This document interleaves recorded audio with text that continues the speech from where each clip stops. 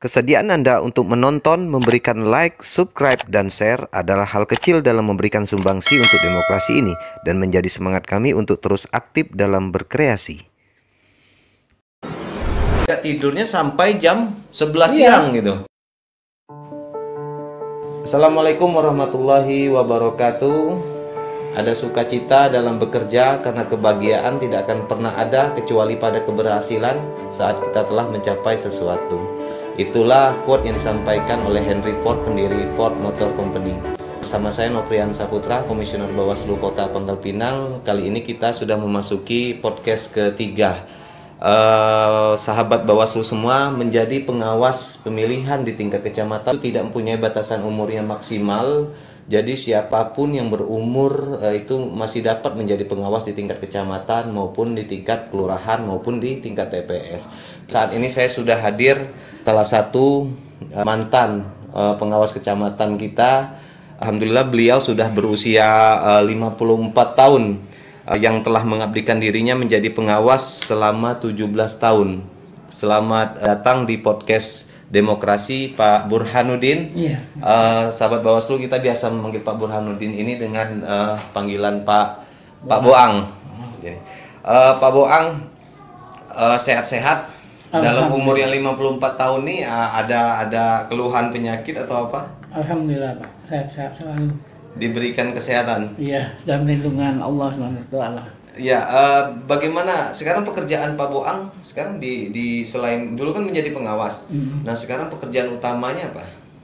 Kalau saya kerja utamanya sebenarnya surat juga Pak, tidak terikat. Saya juga ada di Ormas, maupun di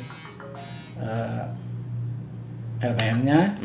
Di LPM ya? Nah ya, Ormas saya juga Pimpung juga membantu juga yang diperlukan oleh masyarakat, tokoh masyarakat untuk segala urusan Pak yang menyangkut. Jadi saya tadi di awal mengatakan bahwa dengan umur 54 tahun, jadi Pak Boang ini sudah menjadi penyelenggara itu sudah hampir 17 tahun gitu. 17 tahun itu sudah cukup lama gitu. Gimana perjalanan sehingga bisa sampai 17 tahun? Karena saya sendiri sebagai pengawas pemilu itu baru hanya beberapa tahun gitu menjalani fungsi pengawasan ataupun bertugas sebagai pengawas ini itu.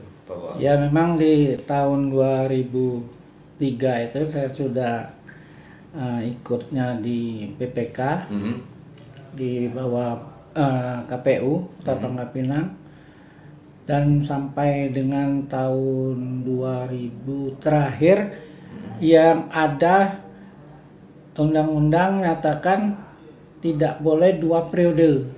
Oh, maksudnya dalam satu penyelenggaraan.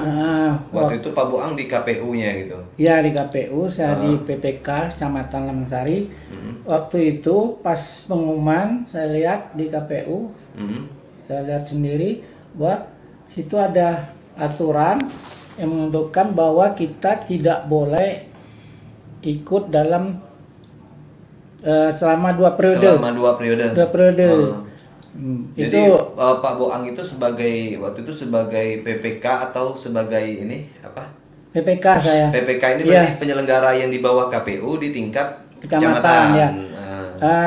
Kan 2017 kan mau pemilu pilkadanya gubernur. Pilkada gubernur. Jadi saya mau juga ke KPU, ternyata saya nggak bisa lagi karena ada aturan 2 periode itu. Nah, dari 2003 tadi itu Pak Boang itu awal pertama kali menjadi penyelenggara itu sebagai apa? Saya tetap di PPK Pak. Di PPK? Ya. Awalnya sih kalau di tahun-tahun yang lalu, yang 19 berapa itu ada pemilu, saya cuman juga di keamanan juga, waktu itu ada Hansip kalau nggak salah ya. Oh, jadi Hansip, di TPS ya. Hansip TPS. Nah, sudah tuh di KPPS juga saya jadi penyelenggara di KPPS, tingkat KPPS-nya. Dan jadi pernah menjadi Hansip TPS, pemilu ya. Pernah menjadi KPPS-nya. Dan saya nggak langsung ke PPS. Waktu itu saya langsung ikut tes ke PPK kecamatan. Ternyata saya diterima dan terus berkelanjutan sampai setiap pilkada itu kan selalu ikut tes. Setiap pilkada ikut tes. Nah, kita itu pernah nggak lulus atau lulus nggak terus? lulus terus. Lulus Kita terus. justru kerjasama kita dengan KPU waktu itu sangat baik sih. Mungkin masih dipercaya oleh KPU untuk kita menjabat di PPK Kecamatan Taman Sari. Dan terakhir ini Pak Boang itu sudah menjadi pengawas, masuk ke dunia pengawas. 2017 saya ikut tes di Bawaslu, dari Bawaslu Kota Pangkal Pinang. Saya ikut Panwaslu Kecamatan Taman Sari. Saya ikut, ternyata tes akhirnya saya juga menjalani tes itu, akhirnya saya diterima di Panwaslu Kecamatan Taman Sari untuk Pilkada Gubernur tahun 2017. Pilkada Gubernur tahun 2017. Jadi 2017 Pak Boang itu sudah menjadi pengawas di Kecamatan Taman Sari. Kemudian pilkada berikutnya itu. Iya, pilkada berikutnya. Itu masih menjadi pengawas juga. Menjadi 2018 dan pemilu 2019. Oh, pemilu yang terbaru kemarin Pak Boang menjadi pengawas juga itu. Iya, pengawas. Ada pengaruh nggak gitu Pak Boang dengan umur yang 54 tahun? Kita ketahui 54 tahun bukan usia yang masih muda gitu, tetapi usianya udah cukup udah cukup tua. Itu ada pengaruh nggak terhadap pekerjaan Pak Boang di dunia penyelenggara, karena sebagai penyelenggara ini kan dituntut untuk mempunyai stamina ataupun mempunyai kekuatan dalam bekerja itu cukup kuat atau cukup lebih dibandingkan dengan pekerjaan lainnya gitu. Kita sesuai dengan itu juga Pak, kita setiap bekerja ya kita harus bismillah dulu, minta perlindungan kesehatan, dan kita juga mencintai pekerjaan. Suatu pekerjaan itu membuat kita happy. Jadi dengan membuat kita happy, kita mungkin segala penyakit yang ada di kita itu nampaknya nggak ada kelihatan sama sekali. Iya, jadi dibuat happy sehingga kita lupa gitu ya. Lupa, walaupun kita ada penyakit. Gitu. Karena kita mencintai pekerjaan itu Pak. Jadinya dengan keikhlasan kita, ketulusan kita, memang itulah pekerjaan yang dari tiap kali pilkada, dari PPK sampai ke Panwas kecamatan, itu kita enjoy aja Pak. Sebenarnya gini Pak Boang, apa yang ingin dicari menjadi penyelenggara itu? Apakah gini, apakah Pak Boang itu ingin dicap menjadi penyelenggara seumur hidup atau gimana itu? Waktu kita di sekretariat KPU juga ada salah satu teman-teman di sekretariat juga bilang, sudah bilang, nih Pak Boang nih PPK seumur hidup nih, kata dia. Karena dari tahun ke tahun Pak Boang nih ikut pilkada maupun pemilu, ikut terus. Dan alhamdulillah juga kan, karena kita ingin membantulah penyelenggara ini dengan sukses. Khususnya penyelenggara di Pangkal Pinang maupun khususnya Bangka Belitung, yang saya ikuti, yang saya jalani di PPK maupun di Panwaslu Kecamatan Taman Sari. Masalah gaji ataupun masalah honorarium yang kita dapat itu gimana? Udah sesuai atau belum Pak gitu dengan beban kerjanya? Kalau diikut memang kurang sesuai Pak. Tapi karena kita sudah sudah mencintai pekerjaan itu, ya saya rasa bagi saya cukup. Cuman ada yang lain juga di luar dari itu kan. Cuman karena ingin kita masuk di pengawasan politik ini secara demokrasi, maka itu saya sebagai penyelenggara dulu maupun pengawas sampai sekarang, itu bagi saya nggak ada keluh kesah Pak. Jadi selalu happy gitu dalam bekerja. Terus gini Pak, kira-kira nih ada godaan nggak sih dari kalau misalnya pemilu atau apa kan dari caleg ataupun dari calon itu, ada godaan nggak semenjak selama menjadi penyelenggara ini gitu? Iya, kalau godaan banyak sih, tapi kita kan semuanya sudah ada aturan-aturan yang di undang-undang juga sudah ada bahwa kita sebagai pengawas atau penyelenggara kita harus netralitas, Pak. Jadi menjaga netralitas iya, sebagai penyelenggara netralitas itu kita jadi supaya jangan ada kita nanti dianggap wah pengawasnya begini. Nah, kita menjaga jarak juga dengan para calon. Sebagai pengawas kita juga jaga jarak supaya jangan dianggap nanti kita pengawas ada lagi yang ngawas kita, Pak, sebab iya ada lagi yang mengawas kita. Jadi selama menjadi penyelenggara 17 tahun pengalaman pahit gitu. Pengalaman pahit apa aja yang pernah Pak Boang dapatkan dari penyelenggara ini itu? Pernah mendapat ancaman tidak, misalnya sampai ke arah yang kriminal atau apa gitu? Pengalaman pahit ini kalau untuk pilkada kita nggak ada pengalaman pahit sebenarnya, karena pilkada itu maupun wali kota, gubernur, waktunya pemungutan suara itu bisa diukur jamnya. Oh, jadi nggak lama. Nggak lama kayak pemilu karena itu gabungan. Karena langsung 5 kota. Nah, gabungan itu memang kita ekstra, tenaga ekstra kita, Pak, pagi-pagi kita sebelum pemilu juga kita udah mempersiapkan diri karena pemilu ini bakalnya malam.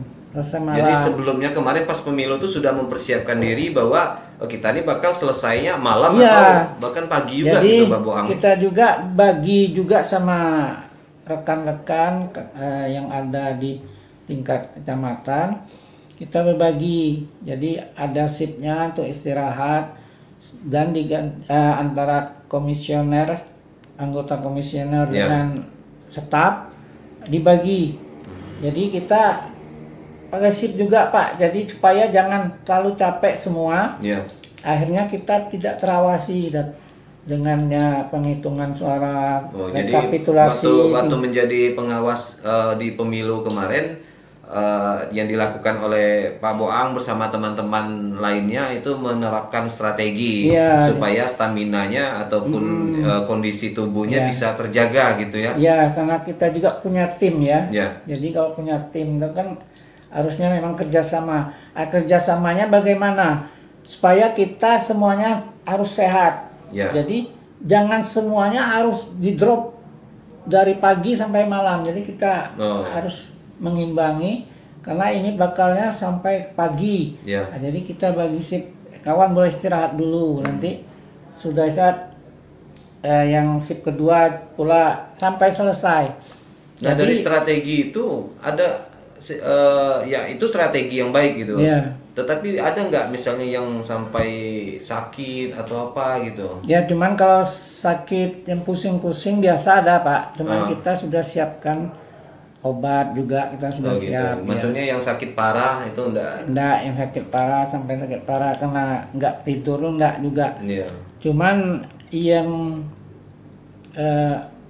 pemilu 2019 tadi memang berbeda dengan pemilu-pemilu yang lalu.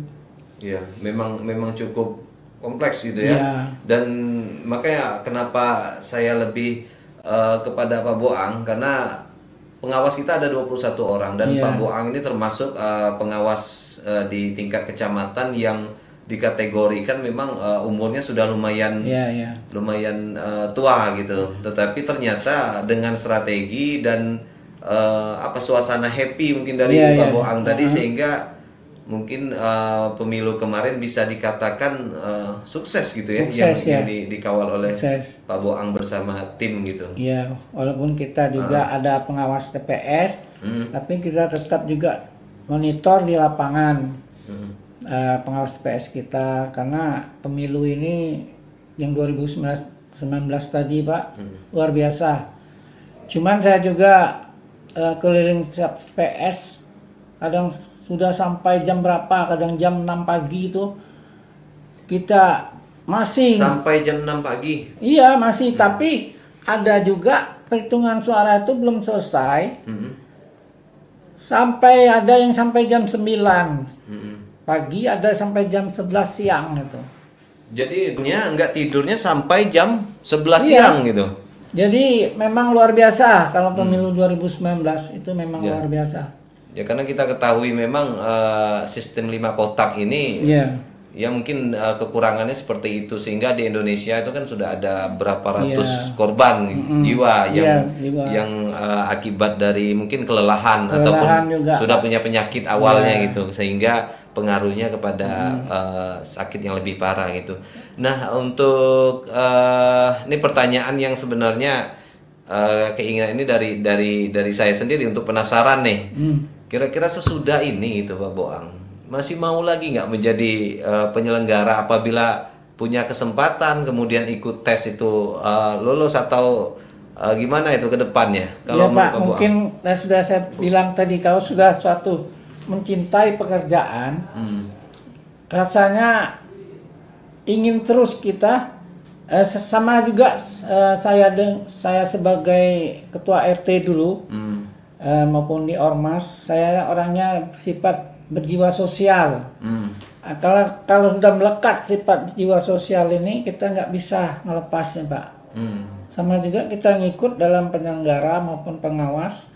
Kalau kita sudah mencintai pekerjaan itu dari awal, dari 2003 saya sudah di penyelenggara ini. Ya. Asa nggak ada apa, maunya keinginan tuh ada terus. Kalau selagi diperlukan, selagi dipakai kita. Oh gitu.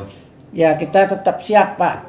Nah, jadi ini kan sebenarnya untuk contoh nih bagi yang masyarakat lainnya, bahwa ternyata Pak Boang dengan umur yang sudah menginjak di kepala 5, di 54 tahun, masih semangat ingin ikut partisipasi dalam mengawal demokrasi ini gitu. Nah, harapan Pak Boang nih untuk demokrasi di Indonesia ataupun di Bangka Belitung ataupun di Kota Pangkal Pinang itu apa gitu Pak Boang, bisa kita sampaikan ke sahabat Bawaslu semua untuk supaya ini suatu 2019 tadi kan, ini suatu peringatan juga bagi kita untuk penyelenggara juga maupun Panwas Bawaslu, kalau bisa gabungannya jangan seperti yang 2019 lagi. Karena itu sebenarnya kurang efektif sih di KPPS-nya, apalagi dari penyelenggara KPU. Mereka mengambil KPPS ini jangka waktunya terlalu dekat. Jadi orang lama pun masa penghitungan itu C1, orang lama pun masih bisa nih Pak salah, apalagi orang baru. Orang baru dengan ditekan pula keadaan jamnya sudah jam sekian, posisi mana yang ngantuk, itu timbulnya banyak nanti kesalahan. Jadi artinya harapan Pak Boang ini supaya pelaksanaan pemilu ke depannya itu diatur supaya itu tidak, pertama dari masalah waktunya dari mungkin masalah kemudian proses jumlah kotaknya mungkin tidak terlalu banyak gitu. Iya, maksudnya boleh gabung tapi ditentukan harinya, misalnya hari ini dalam 3 hari ini, maksudnya untuk waktu yang berbeda gitu, misalnya dari 5 kotak. Iya, pilkada apa ini, misalnya ini untuk hari kedua pilkada apa dalam jangka 3 hari apa. Itu maksudnya diatur dengan seperti pemilihan di Amerika Serikat sekarang nih. Jadi ada beberapa hari. Bukannya gitu. hari itu harus dihabiskan, yang full dengan harinya. Itu kan kita melihat dengan usia mereka juga belum tentu, walaupun muda, mungkin orang juga ada memiliki penyakit, ya udah harus tua tapi muda juga, mungkin dia sudah memiliki riwayat penyakitnya.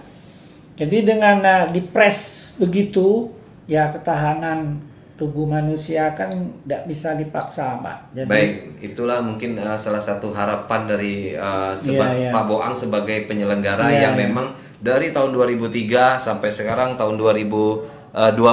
Jadi sudah sudah mengikuti beberapa fase pelaksanaan pilkada maupun pemilu di daerah kita ini, di Indonesia maupun di kota Pangkal Pinang. Jadi sahabat Bawaslu semua, ini salah satu contoh masyarakat kita ataupun pengawas pemilu kita yang dulu merupakan pengawas kecamatan kita, walaupun umurnya sudah 54 tahun, itu masih punya daya juang dan daya semangat untuk mengawal menjaga demokrasi di daerah kita ini menjadi lebih baik dan benar gitu.